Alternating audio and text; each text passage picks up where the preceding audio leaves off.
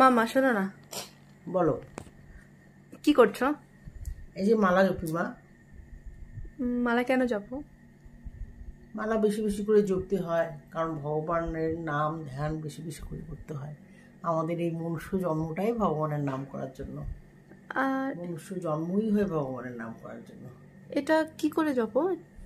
কি এটা এই যে ভিতরে এই যে মালা, জপমালা আছে, এখানে 108টা পুঁথি আছে।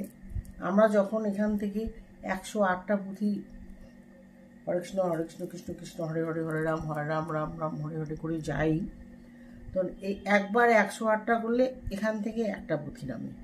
আচ্ছা, আবার যদি 108 বার করি আবার একটা পুঁথি নামে, আবার যদি 108টা করি আবার একটা পুঁথি নামে। এটাকে বলে সাক্ষী মালা। আচ্ছা, এখানে আছে 16টা পুঁথি, এখানে আছে 4টা পুঁথি। যদি আমরা 108 বার করি একটা নামাই, আর একবার 108 বার করি একটা নামাই, এভাবে যদি আমরা 16টা নামাতে পারি তাহলে হচ্ছে এই ছোট 4টা থেকে একটা নামবে। ওকে। হ্যাঁ, আবার যদি 16 বার করি আবার একটা নামবে। দিনে কয়বার করে করো? আবার যদি 16টা করি আবার একটা নামবে। দাঁড়াও বলি, এইরকম করতে করতে যদি আমি 4টাকে নামাতে পারি তাহলে 1 লক্ষ মালা জপা হয়ে গেল। আমি দিনে পারি না মা, আমি দিনে হচ্ছে 16 মালা করি, চেষ্টা করি। আর একাদশীর দিন যেদিন ব্রত থাকে আমি 1 লক্ষ করার চেষ্টা করি। ওকে, চলো বাই।